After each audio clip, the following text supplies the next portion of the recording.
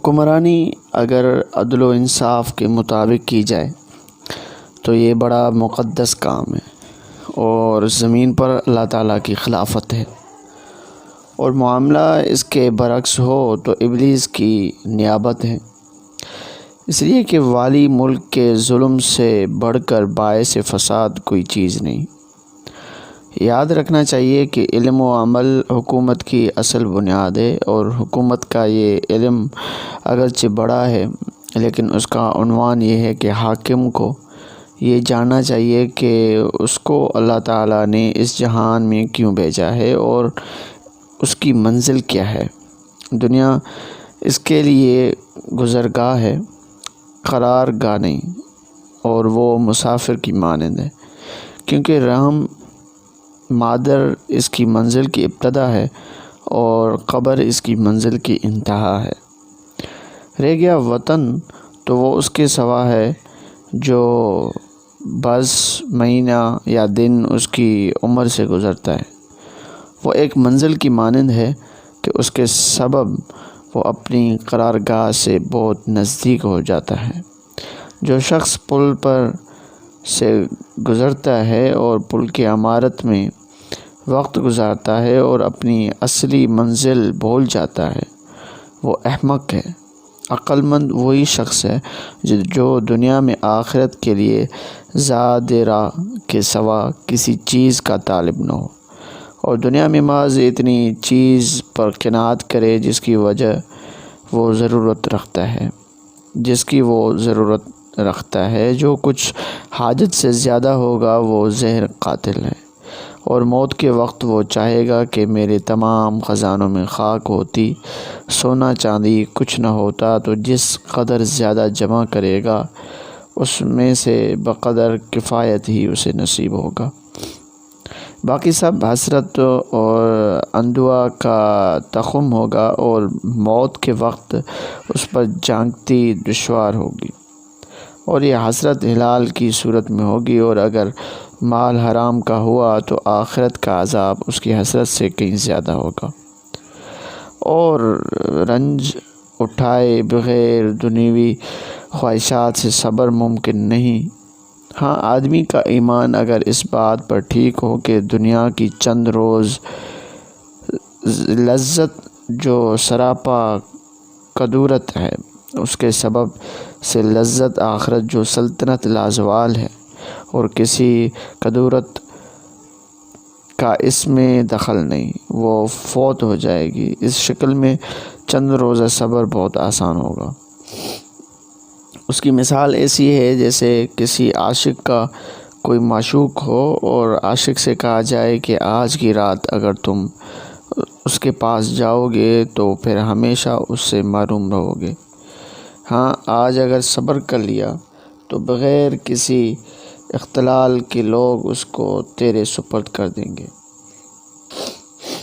تو اس عاشق کا اگرچہ کتنا ہی بڑا ہوا ہو، عشق کتنا بھی بڑا ہوا ہو، مگر یہ شخص بے تامل 1000 شب و سل کی امید پر ایک رات صبر کر لے گا، اور یہ اس کے لیے آسان ہوگا۔ دنیا کی مدت آخرت کی مدت کا ہزاروں حصہ بھی نہیں، بلکہ دنیا کو آخرت سے کوئی نسبت نہیں، اور ابد کی طوالت آدمی کے وہم و گمان میں آ ہی نہیں سکتی۔ اس واسطے کہ اگر فرض کریں کہ 7 آسمان اور 7 زمین کو رائی کے رانوں سے بھر دیں، اور 1000 برس بعد ایک چڑیا اس میں سے ایک دانہ چگے تو پھر بھی کیا بگڑے گا؟ اسی طرح آدمی کی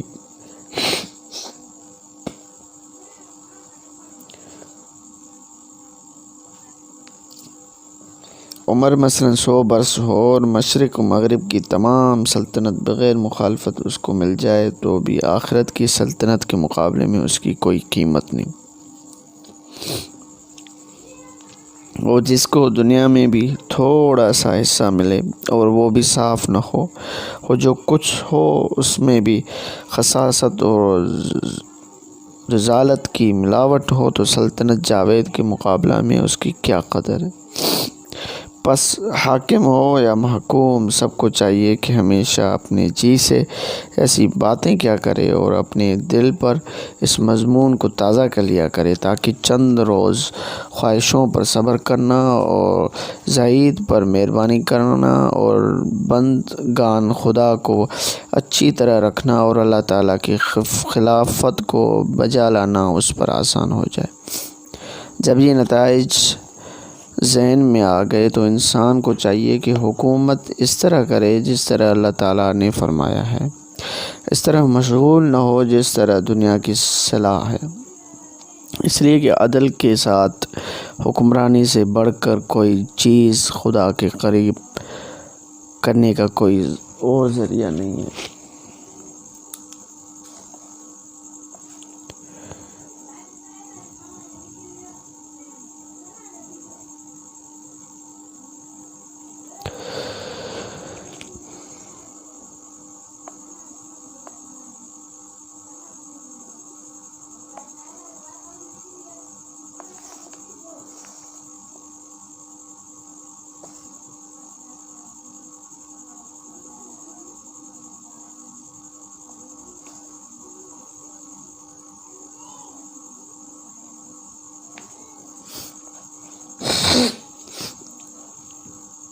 وہ عرش کے سایہ تلے ہوں گے، ان میں پہلا بادشاہ عادل ہی ہوگا۔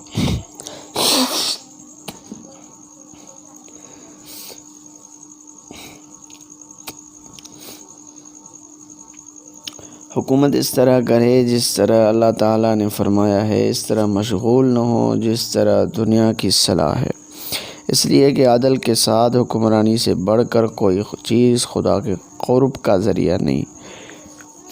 رسول اللہ صلی اللہ علیہ وسلم نے فرمایا کہ بادشاہ کا ایک دن عدل کرنا 60 برس کی عبادت سے افضل ہے، اور جن 7 آدمیوں کے متعلق کہا گیا ہے کہ وہ عرش کے سایہ تلے ہوں گے، ان میں پہلا بادشاہ عادل ہی ہو۔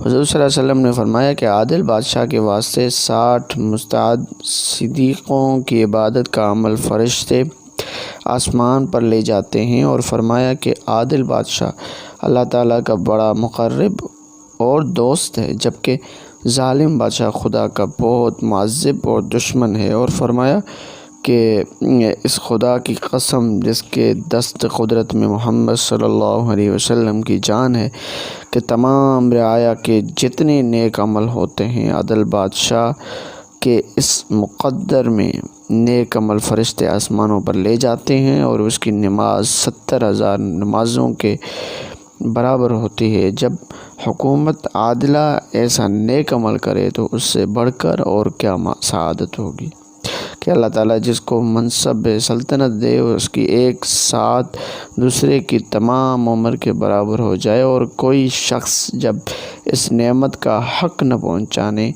پہچانے اور ظلم و خواہشات میں مشغول ہو تو معلوم ہوا کہ عذاب کا مستحق ہوگا۔ عدل کی بات تب پوری ہو سکتی ہے جب بادشاہ 10 قاعدوں کا خیال رکھے۔ پہلا قاعدہ تو یہ ہے کہ جو مقدمہ پیش ہو اس میں یہ فرض کرے کہ تو خود رعیت ہے اور بادشاہ کوئی اور ہے۔ جو بات اپنے حق میں پسند نہ کرے وہ کسی دوسرے کے لیے بھی پسند نہ کرے، اور اگر پسند کرے گا تو حکومت میں دغا بازی اور خیانت ہوگی۔ جنگ بدر کے دن حضرت سلطان الانبیاء صلی اللہ علیہ وسلم سائے میں تشریف فرما تھے، اور آپ کے رفقا دھوپ میں حضرت جبریل امین علیہ السلام تشریف لائے اور اتنی سی بات سے گلا کیا کہ آپ سائے میں ہیں اور آپ کے رفقا دھوپ میں۔ نبی کریم صلی اللہ علیہ وسلم کا ارشاد ہے کہ جو شخص جنت کا طالب اور دوزخ سے پناہ چاہتا ہے اسے چاہیے کہ کلمہ پڑھتا ہوا مرے، اور جو چیز اپنے لیے پسند نہیں کرتا دوسرے کے لیے بھی پسند نہ کرے، اور فرمایا کہ جو شخص صبح کو اس حال میں اٹھے کہ اس کا دل خدا کے سوا کسی اور میں اٹکا ہوا ہو تو وہ مرد نہیں، اور اگر مسلمانوں کے کام اور خدمت سے بے پرواہ ہے تو مسلمان نہیں۔ دوسرا قاعدہ یہ ہے کہ اپنے دروازے پر حاجت مندوں کے منتظر رہنے کو آسان نہ جانے اور اس کے خطرات سے احتراز کرتا رہے، اور جب تک کوئی حاجت مند مسلمان باقی ہو نفل عبادت میں مشغول نہ ہو، اس لیے کہ مسلمان کی حاجت روائی تمام نوافل سے بڑھ کر ہے۔ ایک دن حضرت عمر بن عبدالعزیز ظہر کے وقت تک مخلوق کے کام میں مصروف رہے اور تھک کر گھر آ گئے کہ چند گھڑی آرام کر سکوں۔ ان کے بیٹے نے کہا کہ آپ کیوں کر مطمئن ہیں، جبکہ موت کسی بھی وقت آ سکتی ہے، جبکہ کسی حاجت مند کا دروازہ پر آنا اور آپ کی طرف سے بلا ارادہ کوتاہی کا بھی امکان ہے۔ انہوں نے بیٹی کی بات سچی جانی اور فوراً باہر نکل آئے۔ تیسرا قاعدہ یہ ہے کہ خواہشات میں مشغول رہنے اور اچھا کھانے پینے سے بچے، بلکہ ہر بات میں قناعت اور سادگی کو اپنائے، اس لیے کہ قناعت کرنے والا بالعموم عدل کر سکتا ہے۔ حضرت عمر فاروق رضی اللہ تعالیٰ عنہ نے حضرت سلمان فارسی سے پوچھا کہ میرے جو حالات آپ کو پسند نہ ہوں وہ آپ نے سنے ہیں؟ انہوں نے کہا ہاں۔ پوچھا وہ کیا ہے؟ کہا کہ آپ کے دسترخوان پر 2 طرح کا سالن ہوتا ہے اور آپ رات دن کے لیے الگ الگ لباس رکھتے ہیں، اور یہ دونوں باتیں غلط ہیں، اس کے علاوہ معاملہ صحیح ہے۔ چوتھا قاعدہ یہ ہے کہ جہاں تک ممکن ہو ہر کام میں نرمی کرے، سختی سے بچے۔ حضور صلی اللہ علیہ وسلم کا ارشاد ہے کہ جو حاکم ضعیف کے ساتھ نرمی کرے گا، رعیت کے ساتھ نرمی کرے گا، اللہ تعالیٰ قیامت میں اس کے ساتھ نرمی کریں گے، اور دعا فرمائی کہ اللہ جو حاکم رعیت کے ساتھ نرمی کرے تو بھی اس کے ساتھ قیامت کو نرمی فرما، اور جو سختی کرے تو بھی اس کے ساتھ سختی فرما۔ اور فرمایا کہ جو حاکم حکومت کا حق ادا کرے، اور اس کے حاکم کی یہ کوشش ہونی چاہیے کہ شرعی دستور کے مطابق ساری رعایا اس سے خوش ہو۔ حضور صلی اللہ علیہ وسلم نے فرمایا کہ بہترین حکام وہ ہیں جو تمہیں دوست رکھیں اور تم انہیں دوست رکھو، جبکہ بدترین حکام وہ ہیں جو تمہیں دشمن رکھیں اور تم انہیں دشمن رکھو، اور وہ تمہیں ملامت کریں اور تم انہیں لعنت و ملامت کرو۔ حکمرانوں کو لوگوں کی تعریف سے مغرور نہ ہونا چاہیے اور یہ نہ سمجھنا چاہیے کہ سب اس سے خوش ہیں۔ ایسا بھی ہو سکتا ہے کہ وہ خوف کے سبب اس کی تعریف کرتے ہوں۔ اسے چاہیے کہ معتمد لوگوں کی ڈیوٹیاں لگائے جو حالات کی تحقیق کریں اور رعیت کے حالات معلوم کریں، کیونکہ آدمی اپنا عیب لوگوں کی زبان ہی معلوم کر سکتا ہے۔ چھٹا قاعدہ یہ ہے کہ حکمران شریعت کی مخالفت کر کے کسی کی رضامندی نہ ڈھونڈے، اس لیے کہ جو شخص شریعت کی مخالفت سے ناخوش ہوگا اور اس کی ناخوشی حاکم کو کسی طرح کا نقصان نہیں پہنچا سکتی۔ امیر المومنین حضرت فاروق اعظم رضی اللہ تعالیٰ عنہ فرماتے ہیں کہ دن کو جب میں اٹھتا ہوں تو آدھے لوگ مجھ سے ناخوش ہوتے ہیں، اور ظاہر ہے کہ جب حاکم مجرموں کو سزا دے گا تو وہ ناخوش ہوں گے۔ بہرحال فریقین کو راضی کرنا ناممکن اور محال ہے، اور وہ شخص نادان ہے جو مخلوق کی رضامندی کی خاطر خالق کی رضا چھوڑ دے۔ حضرت امیر معاویہ رضی اللہ تعالیٰ عنہ نے حضرت امیر المومنین حضرت سیدنا عائشہ رضی اللہ تعالیٰ عنہ کی خدمت میں عریضہ لکھا کہ مجھے مختصر سی نصیحت فرمائیں۔ جواب میں سیدہ کائنات نے لکھا کہ میں نے جناب سرور کائنات صلی اللہ علیہ وسلم سے سنا ہے کہ جو شخص مخلوق کی ناخوشی میں اللہ کی خوشی رضامندی چاہتا ہے، اللہ تعالیٰ اس سے راضی ہو جاتے ہیں، بلکہ مخلوق کو بھی اس سے راضی فرما دیتے ہیں۔ اس کے برعکس میں خدا تو ناراض ہوتا ہی ہے، مخلوق کو بھی ناراض کر دیتا ہے۔ ساتواں قاعدہ یہ ہے کہ حاکم کے ذہن میں یہ بات ہمیشہ رہے کہ حکومت خطرناک کام ہے اور مخلوق کی حکومت کا کفیل ہونا آسان کام نہیں۔ جو شخص اس کا حق ادا کرنے کی توفیق پاتا ہے، اس کے مقدر میں ایسی سعادت آتی ہے کہ اس سے بڑھ کر کوئی سعادت نہیں، اور قصوروار کے مقدر میں ایسی بدبختی آتی ہے کہ باید و شاید۔ حضرت ابن عباس رضی اللہ تعالیٰ عنہ نے فرمایا کہ ایک دن میں نے جناب نبی کریم صلی اللہ علیہ وسلم کو دیکھا کہ آپ صلی اللہ علیہ وسلم تشریف لائے اور خانہ کعبہ کا حلقہ پکڑا۔ اس وقت حرم میں قریش کے افراد موجود تھے۔ آپ صلی اللہ علیہ وسلم نے فرمایا جب تک تم 3 کام کرتے رہو گے، حکومت و سلطنت تمہارے اندر رہے گی۔ لوگ مہربانی چاہیں تو مہربانی کرو، فیصلہ چاہیں تو انصاف کرو، اور جو اقرار کرو اسے پورا کرو۔ جو شخص ایسا نہیں کرے گا اس پر اللہ تعالیٰ، فرشتوں اور تمام لوگوں کی لعنت ہوگی۔ نہ تو اس کا کوئی فرض قبول ہوگا نہ نفل معلوم ہوا کہ حکومت میں کوتاہی بہت بڑا جرم ہے۔ جناب رسول اللہ صلی اللہ علیہ وسلم نے فرمایا، جو شخص 2 آدمیوں کے درمیان فیصلہ کے وقت ظلم کرتا ہے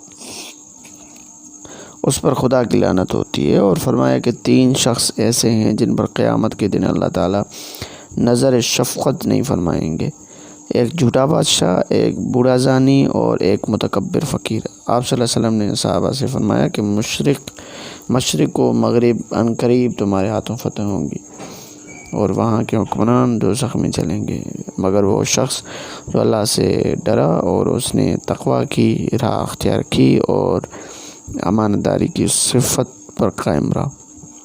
اور فرمایا کہ جس کو اللہ نے بندوں پر حکومت عطا فرمائی اور اس نے ایسی نگہبانی نہ کی جیسی اپنے گھر والوں کی کرتا ہے، تو اس سے کہہ دو کہ اپنا ٹھکانہ دوزخ میں ڈھونڈے۔ اور فرمایا کہ میری امت کے 2 آدمی میری شفاعت سے محروم رہیں گے، ایک ظالم بادشاہ، دوسرا وہ بدعتی جو دین میں فساد کر کے حد سے گزر جائے۔ اور فرمایا کہ ظالم بادشاہ پر قیامت میں بڑا عذاب ہوگا۔ نیز ارشاد فرمایا کہ 5 آدمیوں سے اللہ تعالیٰ ناخوش ہوتا ہے، چاہے تو انہیں دنیا میں عذاب میں مبتلا کرے، ورنہ دوزخ میں تو ان کی جگہ پکی ہے۔ ان میں ایک تو وہ حکمران ہے جو رعایا سے اپنا حق تو وصول کرے لیکن ان کے ساتھ انصاف نہ کرے اور ان پر ظلم کرے۔ دوسرا وہ رئیس جس کی لوگ اطاعت کرتے ہوں اور وہ قوی اور ضعیف کو یکساں نہ سمجھے اور طرفداری سے کام لے۔ تیسرا وہ شخص جس نے کسی مزدور کو مقرر کیا، مزدور تو پورا کام کرے لیکن یہ اس کی پوری مزدوری ادا نہ کرے۔ چوتھا وہ شخص جو اپنے اہل و عیال کو اللہ تعالیٰ کی اطاعت کا حکم نہ دے اور دین کی بات انہیں نہ سکھائے، اور یہ فکر نہ رکھے کہ انہیں کھانا کہاں سے کھلاؤں گا۔ پانچواں وہ شخص جو مہر کے معاملے میں اپنی بیوی پر ظلم کرے۔ حضرت عمر رضی اللہ تعالیٰ عنہ نے ایک دن ایک شخص کی نماز جنازہ پڑھانا چاہی تو ایک شخص نے جلدی سے آگے بڑھ کر نماز جنازہ پڑھا دی اور تدفین کے بعد اس کی قبر پر ہاتھ رکھ کر کہنے لگا، اے اللہ، اگر تو صاحب قبر کو عذاب دے تو ایسا کر سکتا ہے، رحمت کرے تو بھی اس پر قادر ہے، اور تو رحیم ہے۔ پھر مردے کو مخاطب کر کے کہا کہ میاں، اگر تم حاکم، نقیب، معین الحاکم، کاتب اور تحصیلدار نہ تھے تو پھر خوش رہو، یہ کہا اور نظر سے غائب ہو گیا۔ امیر المومنین نے تلاش کرایا لیکن وہ شخص نہ ملا تو آپ نے فرمایا کہ وہ خضر علیہ السلام تھے، اور آن حضرت صلی اللہ علیہ وسلم کا فرمان نقل کیا کہ آپ نے ان لوگوں پر افسوس کا اظہار فرمایا کہ یہ لوگ اپنے بالوں کے ساتھ آسمانوں سے قیامت کے دن لٹکے ہوں گے، اور فرمایا کہ 10 آدمیوں پر بھی جس کی حکومت ہوگی وہ بھی پائے زنجیر لٹکایا جائے گا۔ پھر اس کی نیکوکاری کا ثبوت مل گیا تو رہا ہوگا، ورنہ اس کے زنجیر میں اضافہ ہو جائے گا۔ حضرت عمر فاروق رضی اللہ عنہ نے فرمایا کہ افسوس ہے زمین کے حاکم پر جو آسمان کے حاکم سے قیامت کے دن کے معاملے میں نہیں ڈرتا۔ جب یہ حاکم اعلیٰ کو دیکھتا ہوگا اس دن وہ سرخرو ہوگا جس نے خواہشات کی پیروی نہ کی ہوگی، قرابت داروں کو ناجائز رعایت نہ پہنچائی ہوگی، اور کسی ڈر یا لالچ سے خدا کا حکم نہ بدلا ہوگا، اور اللہ کی کتاب کو آئینہ بنا کر اپنے سامنے رکھا ہوگا۔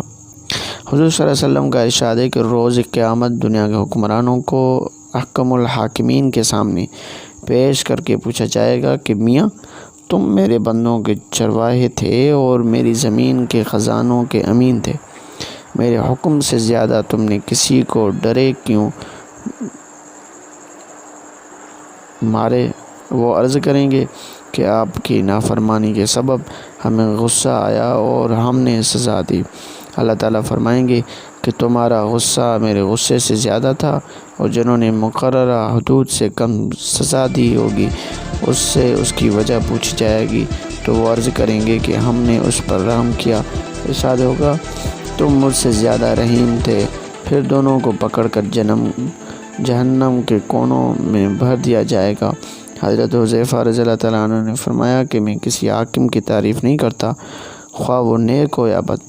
اس کا سبب لوگوں نے پوچھا کہ جناب نبی کریم صلی اللہ علیہ وسلم کا ارشاد ہے کہ قیامت کے دن تمام حکمران لائے جائیں گے، خواہ وہ نیک ہوں یا بد، اور انہیں پلسرات پر کھڑا کیا جائے گا، اور اللہ تعالیٰ اسے حکم دیں گے کہ ذرا ان کو جھٹکا دے۔ جو ظالم یا راشی ہوگا یا جس نے جانبداری سے کام لیا ہوگا تو وہ دوزخ میں جائیں گے۔ جبریل علیہ السلام انسانی شکل میں سامنے آئے، انہوں نے ان سے بھی حسب معمول وہی سوال کیا، تو انہوں نے کہا کہ اگر تو اپنی محنت سے کما کر کھاتا ہے اور بیت المال سے اعتراض کرتا ہے تو وہ یقیناً نیک مرد ہے۔ حضرت داؤد علیہ السلام یہ سن کر اپنی عبادت گاہ میں تشریف لے گئے اور رو رو کر مناجات کی کہ اللہ مجھے کئی ہنر سکھا دے تاکہ میں اپنی کمائی کا کھا سکوں۔ چنانچہ اللہ تعالیٰ نے انہیں ذرا بنانا سکھا دیا۔ حضرت فاروق اعظم رضی اللہ تعالیٰ عنہ پیرا دار کی بجائے خود پیرا دیتے تھے تاکہ جہاں فساد کی شکل نظر آئے تو فوراً دفیع ہو سکے، اور فرماتے کہ اگر کوئی خارش زدہ بکری بغیر روکن فرات کے کنارے ہو تو مجھے ڈر ہے کہ قیامت کے دن اس کے متعلق بھی مجھے سوال ہوگا کہ یہ حقیقت ہے کہ آپ حد درجہ محتاط تھے اور آپ کا عدل مثالی تھا۔ پھر بھی انتقال ہوا تو حضرت عبداللہ بن عمر بن عاص نے دعا کی کہ اللہ مجھے حضرت عمر کو خواب میں دکھلا دے۔ 12 برس کے بعد یہ دعا عملاً پوری ہوئی تو حضرت عمر فاروق رضی اللہ تعالیٰ عنہ کو اس حال میں دیکھا کہ جیسے کوئی تازہ غسل کر کے لنگی باندھے چلا آتا ہے۔ میں نے پوچھا کہ امیر مومن کیسے گزری؟ فرمایا مجھے تم سے رخصت ہوئے کتنا عرصہ گزرا؟ میں نے عرض کیا کہ 12 برس۔ فرمایا اب حساب سے فارغ ہوا ہوں، اگر اللہ تعالیٰ رحم نہ فرماتے تو ڈر تھا کہ میرا کام تباہ ہو جاتا۔ باوجود یہ کہ دنیا میں اسباب حکومت میں ایک درہ کے سوا میرے پاس کچھ نہ تھا، پھر یہ حال ہوا۔ حضرت عمر فاروق رضی اللہ تعالیٰ عنہ کی خدمت میں ایلچی بھیجا تاکہ وہ آپ کی سیرت سے آگاہ ہو سکے۔ وہ مدینہ منورہ پہنچا تو مسلمانوں سے پوچھا۔ لوگوں نے کہا کہ ہمارے یہاں بادشاہ نہیں امیر ہوتا ہے، اور وہ ابھی باہر تشریف لے گئے ہیں۔ ایلچی باہر جو گیا تو دیکھا کہ آپ دھوپ میں آرام فرما رہے ہیں، سر کے نیچے درہ رکھا ہوا ہے اور ماتھے سے پسینہ یوں بہہ رہا ہے کہ زمین تر ہو گئی۔ اس نے یہ حالت دیکھی تو بڑا متاثر ہوا اور تعجب کرنے لگا کہ اس شخص کی ہیبت سے ساری دنیا کا کانپتی ہے۔ پھر کہنے لگا کہ آپ عدل کرتے ہیں اس لیے بے دھڑک سوتے ہیں، اور ہمارا بادشاہ ظلم کرتا ہے اس لیے ہر وقت ہراساں رہتا ہے۔ میرا دل گواہی دیتا ہے کہ آپ کا دین سچا ہے۔ اگر میں ایلچی بن کر نہ آیا ہوتا تو ابھی مسلمان ہو جاتا، پھر حاضر ہو کر اسلام قبول کروں گا۔ اس لیے ہم نے عرض کیا کہ حکومت میں خطرات بہت ہیں اور اس کا علم بڑا ضروری ہے۔ حکمران کی سلامتی اس میں ہے کہ وہ دیندار علماء کی محبت اختیار کرے تاکہ وہ اسے عدل و انصاف کی راہ بتائیں، اور دغا باز اور جھوٹے علماء سے بچے کہ وہ شیطان ہیں۔ 8واں قاعدہ یہ ہے کہ دیندار علماء کی ملاقات کا شوق اپنے دل میں رکھے، ان کی نصیحت توجہ سے سنا کرے، اور دنیا کے لالچی علماء کی محبت سے بچے، کیونکہ وہ تعریف کر کے اس کو دھوکہ دیں گے اور اس کی خوشی کی تلاش میں رہیں گے، تاکہ جو حرام وہ کھاتا ہے اس میں حصہ دار بن سکیں۔ دیندار عالم وہ ہے جو کسی قسم کا طمع نہ رکھے اور کسی حال میں سچ کہنے سے گریز نہ کرے۔ حضرت شفیق بلخی رحمۃ اللہ علیہ ہارون رشید مرحوم کے پاس گئے۔ اس نے پوچھا کہ آپ زاہد ہیں؟ فرمایا زاہد؟ جس طرح ان سے صدق اور راستی چاہی گئی تھی اسی طرح تم سے بھی صدق و راستی کا مطالبہ کیا گیا ہے۔ تم حضرت فاروق رضی اللہ تعالیٰ عنہ کی جگہ بٹھائے گئے ہو۔ جس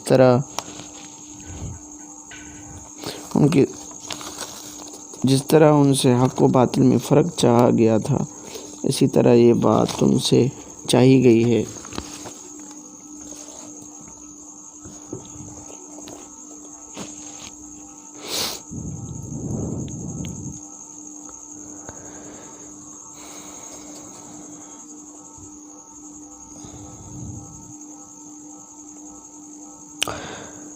اس نے پوچھا کہ آپ زاہد ہیں؟ فرمایا زاہد نہیں شفیق ہو۔ اس نے نصیحت کی خواہش کی۔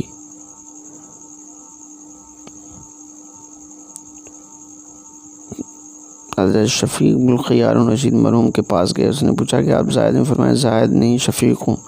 اس نے نصیحت کی خواہش کی تو فرمایا اللہ تعالیٰ نے تمہیں حضرت ابوبکر صدیق رضی اللہ تعالیٰ عنہ کی مسند پر بٹھایا ہے۔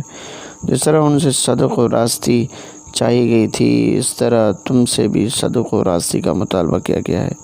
تم حضرت فاروق رضی اللہ تعالیٰ عنہ کی جگہ بٹھائے گئے ہو۔ جس طرح ان سے حق و باطل میں فرق چاہا گیا تھا اسی طرح یہ بات تم سے چاہی گئی ہے۔ تمہیں حضرت عثمان کی جگہ ملی ہے۔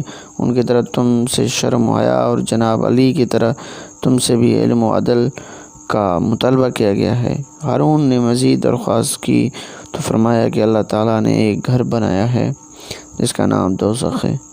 3 چیزیں تمہیں دیکھ کر اس کا دربان بنا دیا گیا ہے: بیت المال، تلوار اور تازیانہ، اور حکم دیا کہ ان 3 چیزوں کے ذریعے مخلوق کو دوزخ سے بچا جو محتاج تیرے پاس آئے اسے محروم نہ لوٹا، حق کا فرمان ہو تو اسے تازیانہ سے سزا دے، اور جو کسی کو ناحق مار دے اس کے ولی کی اجازت سے قاتل کا سر تلوار سے اڑا دے۔ اگر تو ایسا نہیں کرے گا تو سب سے پہلے جہنم میں جائے گا اور لوگ تیرے پیچھے ہوں گے۔ ہارون نے مزید درخواست کی تو فرمایا کہ تمہاری مثال چشمہ کی ہے اور تمہارے اعمال کی مثال اس دنیا میں نہروں کی ہے۔ چشمہ خود صاف ہو تو نہروں کی تیرگی نقصان کا باعث نہیں بنتی، لیکن چشمہ نہ صاف ہو تو نہروں کی صفائی کی امید نہ رکھنا چاہیے۔ خلیفہ ہارون رشید مرحوم اپنے مصاحب عباسی کے ساتھ حضرت فضیل بن عیاض کے پاس جاتا۔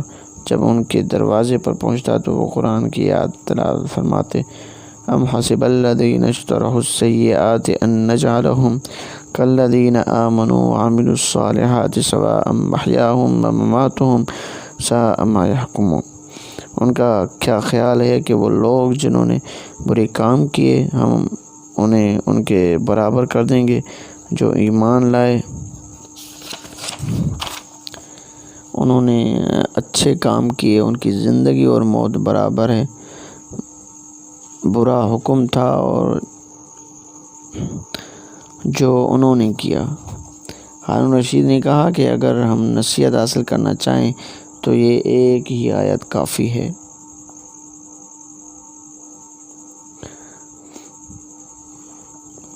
پھر ہارون نے دروازہ کھٹکھٹانے کا کہا۔ عباس نے کھٹکھٹایا اور کہا کہ امیر المومنین حاضر ہوئے ہیں، دروازہ کھولیں۔ انہوں نے فرمایا میرے پاس اس کا کیا کام ہے؟ عباس نے کہا کہ امیر المومنین کی اطاعت کریں۔ تب انہوں نے دروازہ کھولو۔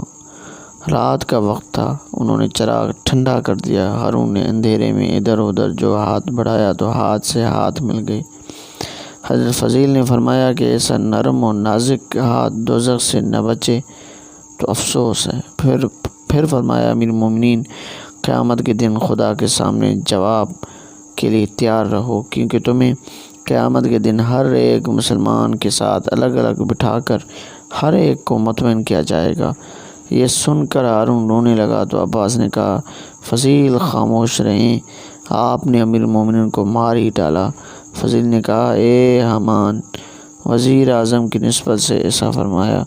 تو نے اور تیرے ساتھیوں نے اسے ہلاکت میں مبتلا کر رکھا ہے، اور کہتا مجھ سے ہے کہ میں نے اسے مار ڈالا۔ ہارون نے کہا کہ مجھے فرعون سمجھا گیا ہے، تب ہی تو تمہیں حامان کہا گیا ہے۔ پھر 1000 دینار فضیل کے سامنے پیش کیے اور عرض کیا کہ حلال مال ہے، چونکہ میری والدہ محترمہ کا مہر ہے۔ حضرت فضیل نے فرمایا کہ میں آپ سے کہتا ہوں کہ جو کچھ تمہارے پاس ہے اس سے ہاتھ کھینچ لو، اور جو اس کے مالک ہیں انہیں لوٹا دو۔ چنانچہ ہارون رشید وہاں سے اٹھ کر واپس آ گیا۔ حضرت عمر بن عبدالعزیز نے حضرت مجید بن کعب القرظی رضی اللہ تعالیٰ عنہ سے کہا کہ عدل کی تعریف فرمائیں۔ فرمایا کہ عدل یہ ہے کہ جو مسلمان تجھ سے چھوٹا ہو اس کے حق میں باپ کی مانند ہو جا، اور جو بڑا ہو اس کے حق میں بیٹے کی مانند ہو جا، جو ہم عمر ہو اسے بھائی سمجھ، اور ہر مجرم کو اتنی ہی سزا دے جو اس کے قصور اور قوت کے لائق ہو۔ خبردار غصے میں آ کر کسی کو تازیانہ نہ مار بیٹھنا، ورنہ تمہارا ٹھکانہ دوزخ ہوگا۔ ایک زاہد کسی خلیفہ وقت کے پاس تشریف لے گئے۔ خلیفہ نے نصیحت کی درخواست کی۔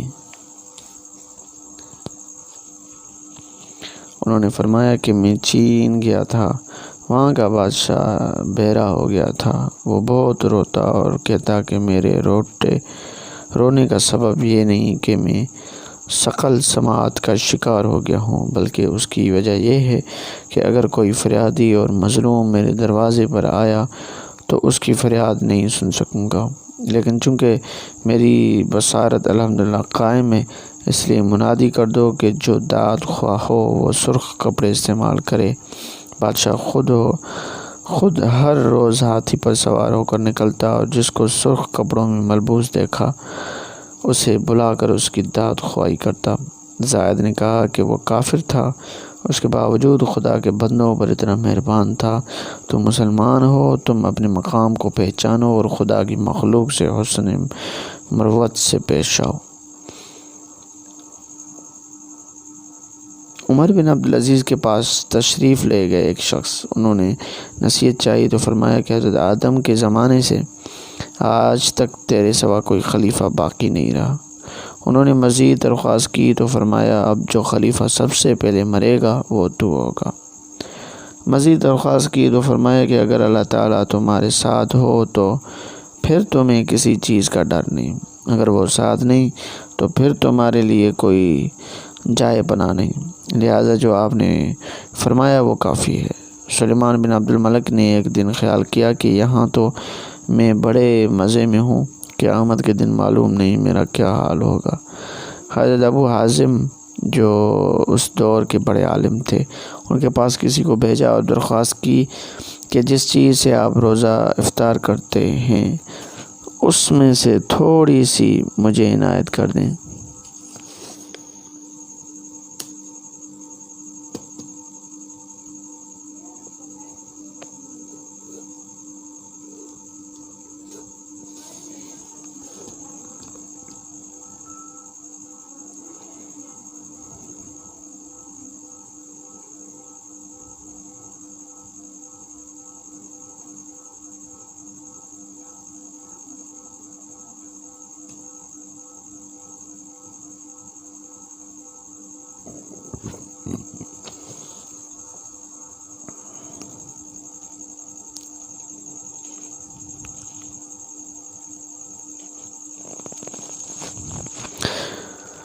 حکمرانوں، ایک زاہد کسی خلیفہ وقت کے پاس تشریف لے گئے۔ خلیفہ نے نصیحت کی درخواست کی۔ اللہ اکبر کبیرہ، استغفر اللہ الذی لا الہ الا هو الحی القیوم واتوب الیہ، لا الہ الا اللہ محمد رسول اللہ صلی اللہ علیہ وآلہ وسلم، لا الہ الا اللہ محمد رسول اللہ۔ حکمرانوں کو چاہیے کہ ان حکایتوں کو اپنی نگاہ میں رکھیں اور اپنے دور کے اہل علم سے نصیحت حاصل کریں، اور علماء کا بھی فرض ہے کہ حکمرانوں کو نصیحت سے نوازیں اور حق بات کہنے سے گریز نہ کریں۔ اگر علماء ایسا نہیں کریں گے تو حکمرانوں کی وجہ سے دنیا میں جو ظلم ہوگا اس میں یہ بھی شریک ہوں گے۔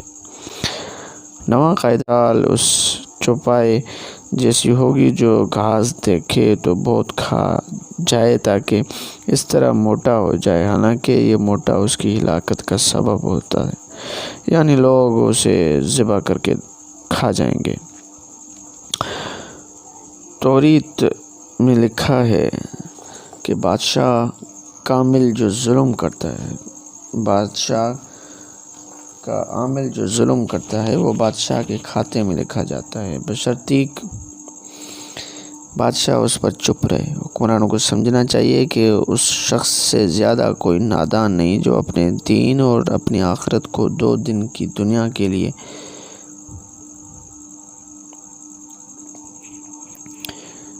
خاطر دعاؤں پر لگا دیں۔ تمام اعمال اور خدام دنیا کی خاطر خدمت کرتے ہیں اور ظلم کو والی کی نگاہ میں بڑا خوبصورت کر کے پیش کرتے ہیں تاکہ اس سے تو جہنم رسید کریں اور اپنا علو سیدھا کریں۔ اس شخص سے بڑھ کر تیرا کوئی دشمن نہیں۔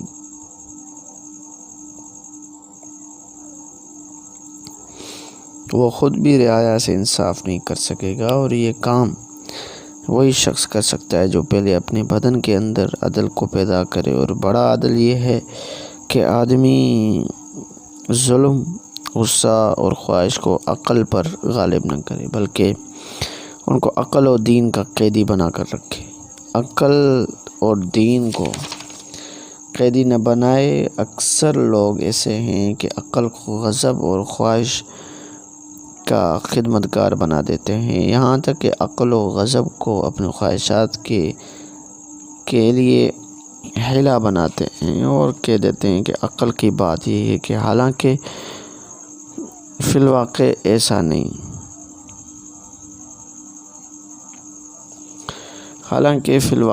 نہیں بلکہ عقل فرشتوں کے جوہر سے ہے، اللہ تعالیٰ کی لشکروں میں سے ہے، جبکہ خواہش اور غصہ ابلیس کے لشکروں میں سے ہے۔ تو جو شخص اللہ کے لشکر کو ابلیس کے لشکر میں قید کرے گا وہ دوسروں پر کیا خاک انصاف کرے گا۔ تو عدل کا سورج پہلے اپنے سینے میں طلوع کرنا چاہیے، پھر بعد میں گھر والوں اور مخصوص متعلقین کو اس منور سے ان کو لگا لیں۔ 10واں قاعدہ یہ ہے کہ حاکم پر تکبر غالب نہ ہو، اس واسطے کہ تکبر کے سبب سے غصہ غالب آ جاتا ہے اور انتقام کی طرف مائل کرتا ہے۔ نیز غصہ عقل سے انسان کو محروم کر دیتا ہے۔ غصے کی نقصانات اور اس کا علاج مہلکات کے بارے میں ہم بیان کر چکے ہیں، لیکن جب تکبر غالب آ جائے تو انسان کو تمام کاموں میں عفو و درگزر کی عادت ڈالنی چاہیے اور کرم کی عادت پیشہ بنا لینا چاہیے، اور یہ خیال کرنا چاہیے کہ اگر میں نے اس کو ہمیشہ بنا لیا تو انبیاء اور صحابہ اور اولیاء اور امت کے نقش قدم پر چلنے والا ہوں گا، اور غصے کو اپنا پیشہ بنا لیا تو احمق اور بے وقوف لوگوں کی صف میں شامل ہو جاؤں گا۔ خلیفہ ابو جعفر نے ایک مجرم کے قتل کا حکم دیا۔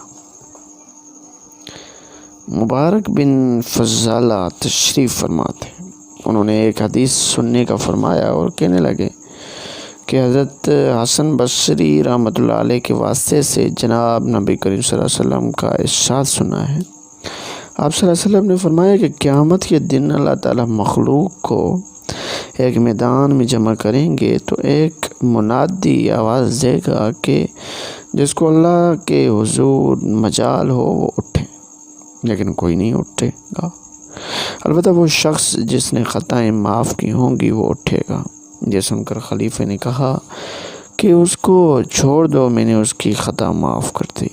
حکمرانوں کو عام طور پر غصہ اس لیے آتا ہے کہ لوگ ان سے زبان درازی کرتے ہیں، اس وقت یہ چاہتے ہیں کہ انہیں مار ڈالیں، ایسے وقت میں انہیں وہ بات یاد رکھنی چاہیے جو حضرت عیسیٰ نے حضرت یحییٰ سے کہی تھی کہ جو کوئی تمہیں کچھ کہے لیکن سچ کہے تو شکر ادا کرو، جھوٹ کہے تو زیادہ شکر کرو، کیونکہ بغیر محنت کے آپ کے نامہ عمل میں ایک عمل بڑھ گیا ہو، یعنی اس جھوٹ بولنے والے کی عبادت آپ کے نامہ عمل میں فرشتہ لکھ دیں گے۔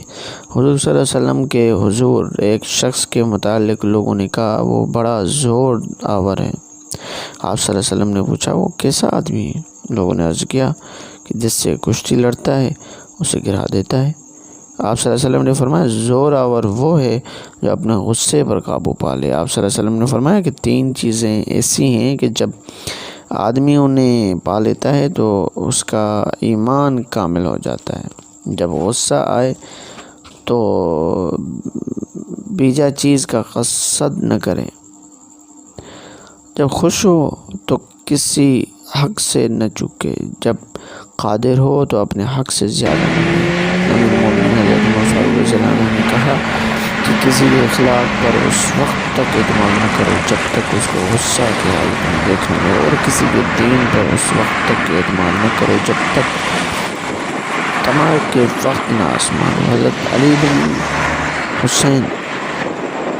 الحسین ایک دن مسجد جا رہے تھے کہ کسی نے انہیں گالی دی تو غلاموں نے مارنے کا قصد کیا، آپ نے منع فرمایا اور اس سے مخاطب ہو کر کہا کہ میاں ہمارے جو عیب تجھ سے پوشیدہ ہیں وہ ان سے کہیں زیادہ ہیں جو تمہیں معلوم ہے، اگر تمہیں کوئی حاجت ہے تو بتاؤ۔ وہ شخص از حد شرمندہ ہو، آپ نے جو لباس پہنا تھا وہ اسے دے دیا اور 1000 درہم مزید دینے کا حکم دیا۔ وہ شخص یہ کہتا ہوا چلا گیا کہ میں گواہی دیتا ہوں کہ یہ بزرگ فرزند رسول ہے، اور یہ بھی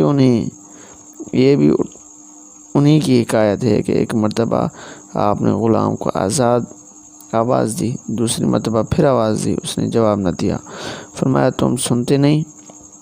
اس نے کہا میں نے سنا تو ہے۔ فرمایا جواب کیوں نہیں دیا؟ تو اس نے کہا کہ آپ کے حسن اخلاق کے سبب بے خوف تھا کہ آپ مجھے سرزنش نہیں کریں گے۔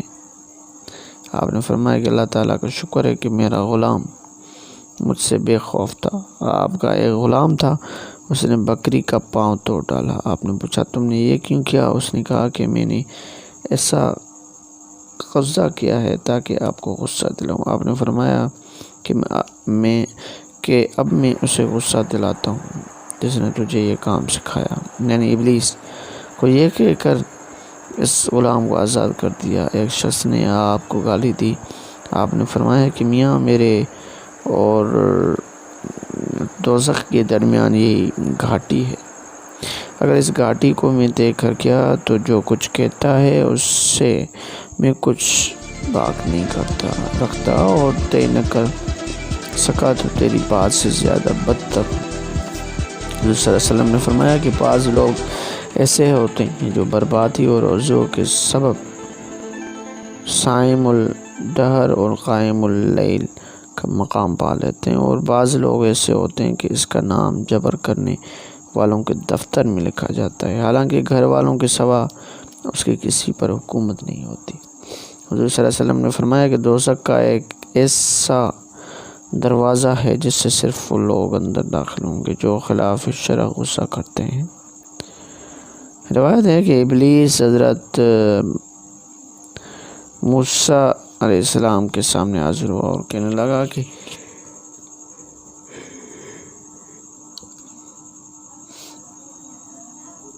اس سے کھیلتا ہوں جیسے لڑکے گیند سے کھیلتے ہیں۔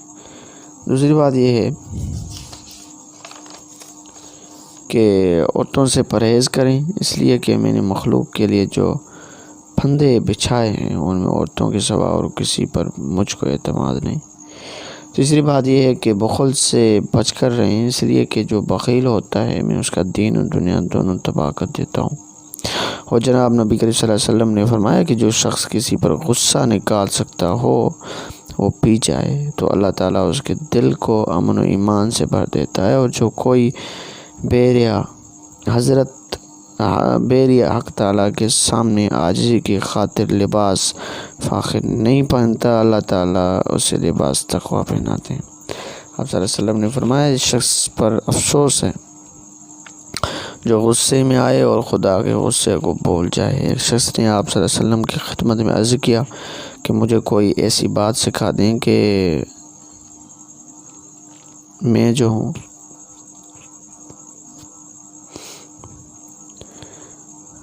اس کے سبب بہشت میں چلا جاؤں۔ فرمایا غصے سے اپنے آپ کو بچاؤ۔ اس نے عرض کیا مزید؟ فرمایا کسی سے کچھ نہ مانگا کرو۔ مزید سوال کیا تو فرمایا کہ عصر کی نماز کے بعد 70 بار استغفار پڑھا کرو، اللہ تعالیٰ تیرے 70 برس کے گناہ معاف فرما دیں گے۔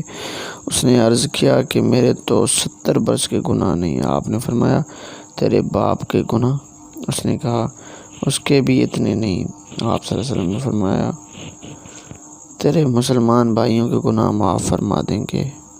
عبداللہ بن مسعود نے کہا کہ ایک دن آپ صلی اللہ علیہ وسلم کچھ مال تقسیم فرما رہے تھے، ایک شخص نے انصاف کے اعتبار سے اعتراض کیا۔ اس شخص کا یہ قول آپ کے سامنے نقل ہوا تو آپ غصے میں آ گئے، چہرہ مبارک سرخ ہو گیا، لیکن آپ نے اسے زیادہ کوئی بات نہیں فرمائی کہ اللہ تعالیٰ حضرت موسیٰ پر رحم فرمائے۔ لوگوں نے انہیں اس سے زیادہ رنج دیا لیکن انہوں نے صبر فرمایا۔ حکماء اور امراء کی نصیحت کے لیے اس قدر حکایات اور احادیث کافی ہیں، اس واسطے کہ اصل ایمان برقرار ہو تو یہ اثر کریں گی، اور اگر یہ حکایات و احادیث اثر نہ کریں تو اس کا مطلب یہ ہے کہ اس کا دل ایمان سے خالی ہو گیا ہے، فقط زبانی اقرار باقی ہے۔ ایمان کی بات جو دل میں ہوتی ہے اور وہ ہے ایمان اور ہی چیز ہے۔ میں نہیں جانتا کہ اس حکمران کے دل میں ایمان کی حقیقت کیوں کر رہے گی جو بس دن میں آرام کے کئی ہزار دینار حاصل کر کے اوروں کو دے۔ ملک میں ہمارے جو حکمران ہیں اگر وہ اپنے اندر لے کے آئیں تو ہمارا ملک اس دور میں چلے گا جس دور میں حضرت محمد صلی اللہ علیہ وسلم کے صحابی گزرے تھے، وہ دور جو حضرت ابوبکر صدیق کا تھا، اور وہ دور جو حضرت عمر فاروق رضی اللہ تعالیٰ عنہ کا تھا، اور وہ دور جو حضرت عمر بن عبدالعزیز کا تھا، کیونکہ یہ ایسے 10 جو طریقہ کار ہیں، یہ جو قانون ہیں، یہ اتنے اچھے ہیں، اتنے کمال کے ہیں اور اتنے طاقتور ہیں کہ اگر اس پہ عمل کیا جائے اور ان کو اپنی زندگی میں شامل کر دیا جائے، اگر ان پہ عمل کر کے پوری حکومت چلائی جائے تو وہ ٹائم دور نہیں، وہ وقت دور نہیں، جس ٹائم وہ ٹائم چل رہا تھا وہ ٹائم اب چلے گا اگر یہ ہمارے حکمران اس کام پہ چلے گئے جس کام کو مجھے پتہ نہیں کہ عمران خان جو ہیں وہ ایک ریاست مدینہ کا جو نعرہ لگا رہے ہیں وہ سچی میں کہہ رہے ہیں یا جھوٹ میں کہہ رہے ہیں، وہ مجھے پتہ نہیں ہے، لیکن یہ ضرور ہے کہ یہ پہلا شخص ہے جس نے مدینہ ریاست کی نام اٹھایا ہے۔ وہ قادیانی ہے، اس کو پتہ، وہ مسلمان ہے، ان کو پتہ، لیکن یہ ہے کہ ہمارے ملک کا وہ وزیر اعظم ہے، اگر وہ چاہتا ہے، اگر وہ چاہے تو یہ ایک ہمارا ملک جو ہے وہ بالکل مدینہ ریاست جیسا ہو سکتا ہے۔ وہ کیوں؟ اس کی بڑی وجہ یہ ہے کہ اس وقت جو یہ عمران خان ہماری حکومت میں بیٹھا ہوا ہے، ہمارے ملک کے اوپر حکومت کر رہا ہے، یہ شخص پڑھا لکھا ہوا ہے، اس کو تقریباً جو دنیا کے جو بکس ہیں یا دنیا کو باقاعدہ اس نے دیکھا ہوا ہے اور اس کو پتہ ہے کہ کون سی طبیعت کا ہے، انگلینڈ کے عوام کی کیا سوچ ہے، امریکہ کیسے سوچتا ہے وہ اس کو پتہ ہے، اور امریکہ کیا کام کر رہا ہے وہ بھی اس کو پتہ ہے، انڈیا کی تھنکنگ بھی اس کو پتہ ہے۔ اگر یہی شخص اگر حکومت پاکستان میں رہتے ہوئے مدینہ ریاست کو آگے لے کے آتا ہے اور وہ قانون نافذ کرتا ہے جو قانون حضرت عمر فاروق کے دور میں تھے، اگر وہی آ جاتے ہیں تو وہ وقت دور نہیں کہ ہم ایسی زندگی گزاریں گے جس زندگی میں اللہ تبارک و تعالی ہم سے راضی ہوگا اور ہمارے ملک سے بھی راضی ہوگا۔ اور اگر ہم پچھلی حکومتوں کی بات کریں تو وہ بھی کسی سے کم نہیں تھے، لیکن وہ باقاعدہ چور تھے یا نہیں تھے وہ ان کو پتہ، مجھے پتہ نہیں ہے۔ اگر عمران خان چور ہے وہ اس کو پتہ ہے، مجھے پتہ نہیں ہے۔ اگر ان کے جو وزیر مشیر ہیں وہ کرپٹ ہیں وہ ان کو پتہ ہے، مجھے پتہ نہیں ہے، کیونکہ میں ان کے اندر کی باتیں نہیں جانتا۔ لیکن میں یہ ضرور کہنا چاہتا ہوں کہ اگر ہمارے ملک میں ایک ایسا قانون نافذ ہو جو حضرت عمر فاروق کے دور میں تھا اور صحابہ کرام کے دور میں تھا، خلفائے راشدین کے دور میں تھا، اور آخر میں خلافت عثمانیہ عمر بن عبدالعزیز کے دور میں تھے، اور عمر بن عبدالعزیز حضرت عمر فاروق رضی اللہ تعالیٰ عنہ جیسے حکمران ہمارے بن جائیں تو وہ انشاءاللہ ہمارے جیسا ملک لا الہ الا اللہ محمد رسول اللہ صلی اللہ علیہ وسلم کے نام سے بنا ہے، ویسے ہی یہاں پر وہی رائج ہو جائے گا۔ اگر عمران خان چاہتا ہے تو ہو بھی سکتا ہے، اگر پاکستان حکومت چاہتی ہے، پاکستان کے IAS چاہتی ہے، پاکستان کے جو قانون نافذ کرنے والے ادارے ہیں وہ چاہتے ہیں تو ہو سکتا ہے، ہمارا ملک دین پہ چل سکتا ہے، ہمارا جو سسٹم ہے وہ چل سکتا ہے۔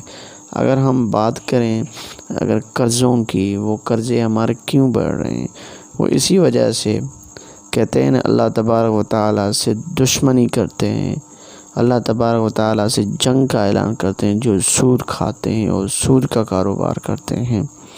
تو سیم ہی پاکستان پورا اس ٹائم سود پہ چل رہا ہے، اس وقت حرام پہ چل رہا ہے، باقاعدہ ایک جس کی حد نہیں ہے۔ اگر ہمارے ملک میں یہ سود نظام ختم ہو جائے تو یہ جو مصیبتیں ہیں، یہ جو وبائیں ہیں، جیسے کرونا وائرس آ گیا ہے، ویسے یہ سارے ختم ہو سکتی ہیں، کیونکہ اسی سب سے بڑی وجہ یہی ہے کہ ہم اللہ تبارک و تعالیٰ سے جنگ کا اعلان کر رہے ہیں۔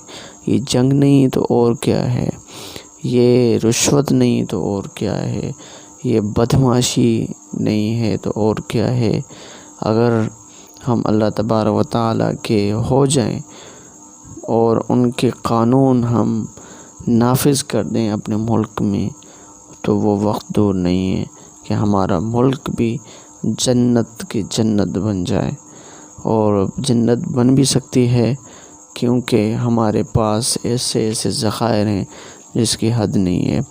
سونا ہمارے پاس ہے، پٹرول ہمارے پاس ہے، گیس ہمارے پاس ہے، ہر چیز ہمارے پاس ہے، سبزیاں، فروٹ وغیرہ ہر چیز ہمارے پاس ہے، پہاڑ سے لے کر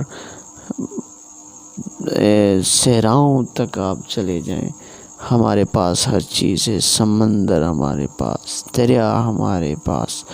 آگے چلیں، اگر ہم بڑے بڑی جو ہمارے پاس عمارتیں ہیں وہ بھی ہیں، بڑے جو پہاڑ ہیں وہ بھی ہمارے پاس ہیں، جو ہمارے پاس خوبصورت باغات ہیں وہ پوری ملک میں، پوری دنیا میں ایسے نہیں ہمارے ملک جیسی۔ ہمارا ملک خوبصورت ہے، اگر اس کو خوبصورت بنا دیا جائے، اگر ہماری حکومت سیدھی ہو جائے تو ہو سکتا ہے، اور حکومت سے پہلے اگر ہم عوام سیدھے ہو جائیں، ہم اپنے گناہ کے اوپر توبہ کریں تو وہ حکومت بھی ہمارے کام آ سکتی ہے، اور حکومت بھی ہمارا کام کر سکتی ہے، اور حکومت جو ہے وہ باقاعدہ ایک اچھا نظام بنا کے دے گی، جس سے ہم اچھی زندگی، ہمارے نسل، ہماری خاندان جو ہیں وہ اسلام کے نافذ کے اندر جو ہیں اچھی زندگی گزاریں گے۔ اگر ہم اچھا کام کرتے ہیں، اگر اس پہ ہم کام کرنا شروع کر دیں تو انشاءاللہ العزیز سب کچھ ہو سکتا ہے۔ اور اگر ہمارے ابھی جو حکمران بیٹھے ہوئے ہیں وہ علماء کے ساتھ نہیں بیٹھتے، ان سے بھی گزارش ہے، اور علماء سے بھی گزارش ہے کہ برائے مہربانی کچھ جو ہیں آپ حکومت کے ساتھ بھی ایسا رویہ رکھیں کہ حکومت والے بھی آپ سے خوش ہو کے آپ کو منگا لیں، پھر آپ آہستہ آہستہ کر کے آپ حق بھی ان پہ شروع کر دیں۔ اگر آپ بھی پیچھے ہو جائیں گے، صرف حکومت کو طعنہ دیتے رہیں گے، حکومت کو گرا ہوا دکھائیں گے، بتائیں گے، تو پوری حکومت آپ کو کہاں بلائے گی؟ تو پلیز علماء سے میری گزارش یہی ہے کہ حکومت کا ساتھ دیں، اور حکومت والوں کو انصاف، عدل کی تعلیم دیں، اور یہ تعلیم آپ کے سوا کوئی اور نہیں دے سکتا۔ آپ کا سننے کا بہت بہت شکریہ۔